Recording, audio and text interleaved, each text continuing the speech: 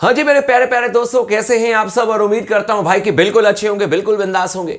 जहां पर भी होंगे आप लोग बिल्कुल स्वस्थ होंगे, मस्त होंगे और समय निकाल करके स्पोर्ट्स टॉक भी देख रहे होंगे। आज बहुत महत्वपूर्ण दिन है भारतीय टीम के लिए, भारतीय क्रिकेट के लिए और एशिया कप के लिए, क्योंकि आज सबसे बड़ा मैच है। इंडिया वर्सेस पाकिस्तान के बीच में मैच है। मेरे को पता है कि कई सारे लोगों के मन में यह सवाल है कि क्या मतलब सोशल मीडिया से लेकर के हर जगह लोग कह रहे हैं कि भाई इस मैच को कोई कह रहा है बायकॉट कह दो, कोई बायकॉट कर दो, कोई कह रहा है कि ठीक है जब मैच है तो हम भारतीय टीम को पूरी तरीके से बैक करेंगे। और जो बायकॉट करने की बात कर रहे हैं मैं उनकी भी बहुत इज्जत करता हूं, क्योंकि वो उनकी सोच है एंड ऑब्वियस सी बात है कि वो अपने हिसाब से डिसीजंस ले रहे हैं। लेकिन मैं सेकंड डिवीजन का इंसान हूं।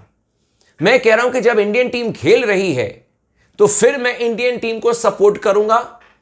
सपोर्ट तो वो भी कर रहे हैं जो बायकॉट कर रहे हैं, वो ऐसा नहीं है कि वो नहीं मतलब सपोर्ट करेंगे। लेकिन ऑब्वियस सी बात है कि मैं खुल करके सामने आप बता सकता हूं आप लोगों को कि मैं तो इंडियन टीम को सपोर्ट करूंगा, इस मैच पर चर्चा भी करूंगा और इसीलिए मैं कर भी रहा हूं, क्योंकि ये खिलाड़ी अपनी मर्जी से नहीं खेलने के लिए गए हैं, है ना। ये भी हमें समझना होगा। बहुत आसान होता है कि किसी खिलाड़ी को टारगेट कर देना, लेकिन ये खिलाड़ी अपने मर्जी से तो नहीं गए हैं। 2025 में जब चैंपियंस ट्रॉफी हुआ, हमारी गवर्नमेंट ने नहीं भेजा तो हमारी टीम नहीं गई ना। तो हमें समझना चाहिए इन सब चीजों को।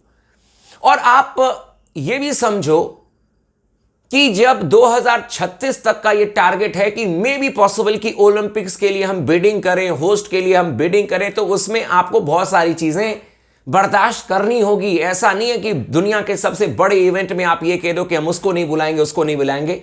ये भी आपको थोड़ा सा समझना होगा। बाकी जो भी आप लोग का निर्णय है उसकी मैं पूरी तरीके से इज्जत करता हूं। आज एक बड़ा मैच है भारत पाकिस्तान के बीच में, भारतीय टीम के लिए एक बड़ी खुशखबरी। और अब एक तरीके से देखा जाए तो आखिरी नकेल भी पाकिस्तान के लिए कस दी गई है। और खुशखबरी ये आई है, पहली बात तो आप लोगों को कल रात को ही मैंने बता दिया कि एक तो शुभमन गिल पूरी तरीके से फिट है, मैच खेलेंगे और इस पर हमने चर्चा भी की थी, तो उस पर मैं नहीं जाऊंगा। लेकिन दूसरी जो सबसे बड़ी खुशखबरी भारतीय टीम के लिए आई है वो पिच से आई है। और दुबई इंटरनेशनल क्रिकेट स्टेडियम की जो पिच है वो भारतीय स्पिनर्स को पूरी तरीके से मदद करने जा रही है। अब आप कहोगे कि तो स्पिनर तो पाकिस्तान के पास में भी, ऑफ कोर्स स्पिनर पाकिस्तान के पास में है, लेकिन जो एक्सपीरियंस कुलदीप यादव के पास में है, जो एक्सपीरियंस वरुण चक्रवर्ती के पास में है, जो एक्सपीरियंस आपके अक्षर पटेल के पास में है, वो एक्सपीरियंस ना तो सुफियान मुकीम के पास में है, ना तो नवाज के पास में है और ना तो अबरार के पास में है। दूसरी बात यह है, मैं क्यों कह रहा हूं कि यह बहुत बड़ी खुशखबरी है, क्योंकि पाकिस्तान की बैटिंग लाइनअप वर्सेस स्पिनर आप किसी भी मैच में उठा करके देख लीजिए। हाल फिलहाल में जितने भी मैचेस हुए हैं पाकिस्तान के बल्लेबाजों को देख लीजिए। In fact they struggled against Oman. Pakistan की बैटिंग लाइनअप ओमान के खिलाफ में पूरी तरीके से संघर्ष कर रही थी जब स्पिनर्स आए। और भारतीय स्पिनर्स जब आएंगे तो आप समझ सकते हैं कि उन्होंने किस लेवल की गेंदबाजी की है, ना सिर्फ अगेंस्ट यूएई बल्कि अगेंस्ट इंग्लैंड जब हम T20 सीरीज खेल रहे थे, उसके बाद देखें तो चैंपियंस ट्रॉफी को आप देख लीजिए। हमारे स्पिनर्स ने जो कमाल किया है वो सबको पता है कि हमारे स्पिनर्स जहां पर थोड़ी बहुत पिच से मदद मिल जाएगी, क्योंकि बहुत सारे लोगों ने कहा था कि पिच के बारे में बता दो, तो मैं वही पिच के बारे में बता रहा हूं। जहां पर थोड़ी बहुत मदद मिलेगी हमारे स्पिनर्स सामने वाली टीम को भाई बिल्कुल नस्त नाबूद कर देंगे। कुलदीप यादव से वैसे भी पाकिस्तान की टीम डरी भी है। वरुण चक्रवर्ती हमारे उभरते हुए सुपरस्टार हैं जिनकी गेंदों का सामना पाकिस्तान के बल्लेबाज नहीं कर सकते हैं। इनके 8 ओवर्स हैं और फिर अक्षर पटेल के 4 ओवर, 12 ओवर की क्वालिटी स्पिन हमारे पास में डिपार्टमेंट है। और जरूरत पड़े तो अभिषेक शर्मा से भी आप गेंदबाजी करा सकते हो।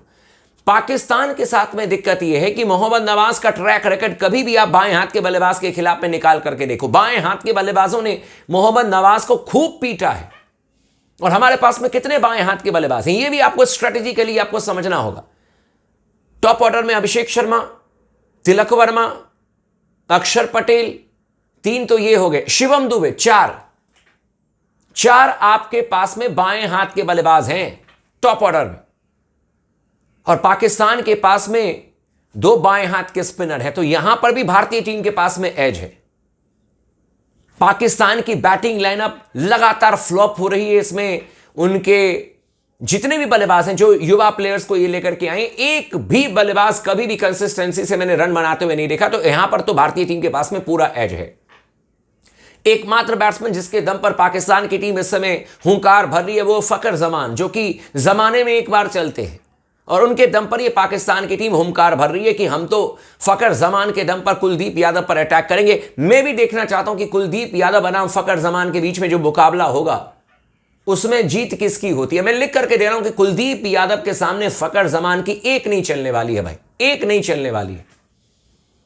एक और भारतीय टीम के लिए खुशखबरी है और वो ये है कि जिस तरीके के कंडीशंस होंगे, यानी कि अगर पाकिस्तान की टीम को जैसे 2021 की याद आती है कि सेकेंड हाफ में बैटिंग करने के लिए आए, ड्यू फैक्टर था, भारतीय गेंदबाजों ने कुछ नहीं किया और वो मैच जीत गए थे। बाबर आजम और रिजवान ने मैच जिता दिया था, द लिपस्टिक बॉय, है ना। और वो पहली बार था जब भारतीय टीम किसी वर्ल्ड कप में पाकिस्तान से हारी थी। 10 विकेट से पाकिस्तान की टीम मैच जीती थी, लेकिन वो इसलिए जीती थी क्योंकि वहां पर ड्यू फैक्टर था, गेंदबाजों के लिए कुछ बचा नहीं था, गेंदबाज ग्रिप नहीं कर पा रहे थे, गेंद एकदम मतलब कि फ्लैट हो चुकी थी, विकेट फ्लैट थी। लेकिन यहां पर वो कंडीशन नहीं है। यहां पर ऐसा नहीं होगा कि आपने टॉस जीता और पहले गेंदबाजी कर ली, बाद में बैटिंग करने के लिए आए, ड्यू फैक्टर है, आपने आकर के रन बना दिया, ऐसा नहीं है। कल तक तो दुबई में ऐसा नहीं था, अब रातों रात चीजें बदल जाएं वो अलग चीज है। अब रात तो आज ही होगी भाई, लेकिन सीधी सीधी बात है कि कंडीशंस लगभग बराबर मिलेंगे, चाहे फर्स्ट हाफ में आप खेलो चाहे सेकंड हाफ में आप खेलो। और इसका एज पाकिस्तान को अब नहीं मिलेगा, जो कि पाकिस्तान की टीम को 2021 में मिला था, वो एज अब नहीं मिलेगा। और यह भी भारतीय टीम के लिए एक बहुत खुशखबरी बात, क्योंकि स्किल सेट में भारत का मुकाबला पाकिस्तान से नहीं है। कई सारे हमारे दोस्तों के सवाल भी आए थे कि क्या सेम प्लेइंग 11 के साथ में जाना चाहिए या कुछ बदलाव करना चाहिए। तो मेरा तो जवाब सिंपल है, मैं तो हमेशा से कहता हूं कि हमें 4 गेंदबाज के साथ में जाना चाहिए और अगर एक बैट्समैन को मैं बाहर करूंगा तो that will be Shivam Dube, सीधी सी बात है। लेकिन ऐसा होगा नहीं। मुझे नहीं लगता कि भारतीय टीम की प्लेइंग 11 में कोई बदलाव होगा और मुझे यह भी नहीं लगता कि पाकिस्तान की प्लेइंग 11 में कोई बदलाव होगा। पाकिस्तान भी सेम प्लेइंग 11 के साथ में आएगी जो ओमान के खिलाफ में खेली थी, जो ट्राई नेशन सीरीज के फाइनल में खेली थी, वही भारत के खिलाफ में इनके 3 स्पिनर्स खेलेंगे और एक ही शाहिन शाह अफरीदी खेलेंगे। हारिस राउफ को ये नहीं खिलाएंगे और भारतीय टीम भी अर्शदीप सिंह को नहीं खिलाने के मूड में है। जहां तक मुझे लगता है टीम इंडिया भी सेम प्लेइंग 11 के साथ में जाएगी, यहां पर कोई बदलाव नहीं होगा। तो एकदम क्रैकिंग ऑफ द कॉन्टेस्ट आप कहें तो इसमें कोई शक नहीं। और भारतीय टीम अगर इस मैच में जीत जाती है, जो कि मुझे पूरा यकीन है, तो फिर सोने पर सुहागा। और मैं तो पूरी तरीके से टीम इंडिया को बैक कर रहा हूं, आप लोग भी बैक कीजिए भाई। और इसके बाद अगले संडे को भी भारत बनाम पाकिस्तान के बीच में आपको मैच देखने को मिलेगा। तो अभी भारतीय टीम को बैक कीजिए और मुझे लगता है कि डेफिनेटली टीम इंडिया पाकिस्तान को सबक जरूर सिखाएगी। बाकी चैनल को सब्सक्राइब कर लीजिएगा, वीडियो को लाइक कर लीजिएगा, लगातार बने रहिए स्पोर्ट्स टॉक के साथ में।